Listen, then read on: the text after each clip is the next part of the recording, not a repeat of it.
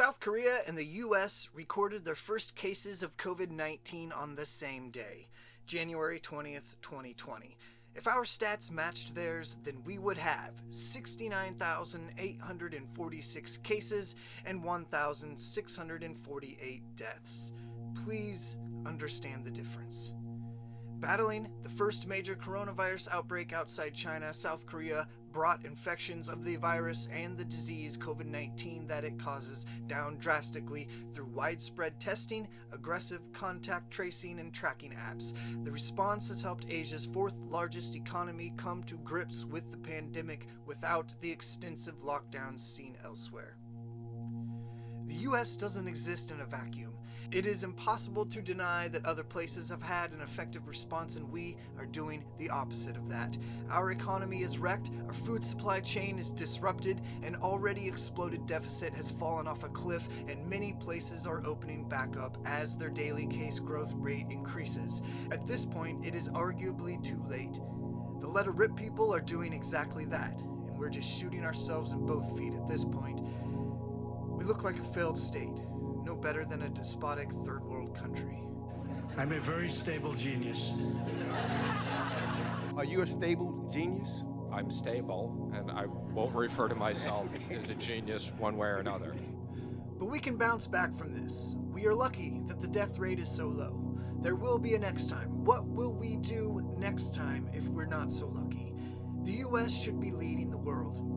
South Korea responded the way they did because they had previous experience. They were hit hard during a MERS outbreak in 2015. The latest news out today shows how they are responding to a new outbreak of COVID-19.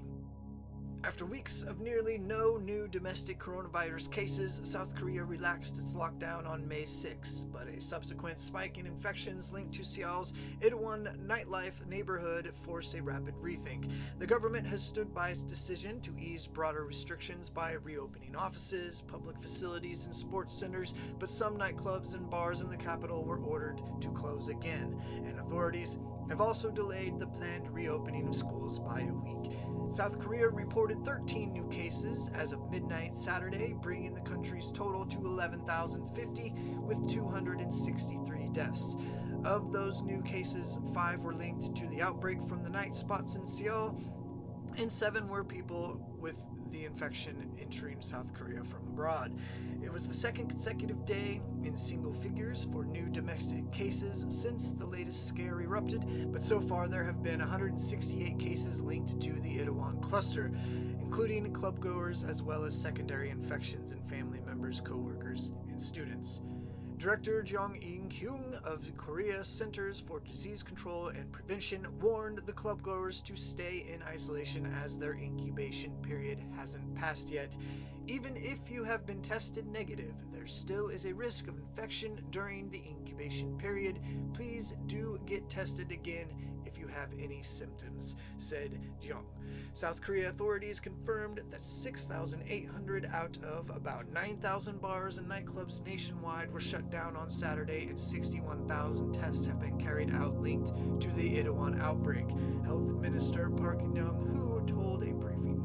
No, that's other people that do that. I don't. I'm very consistent. I'm a very stable genius.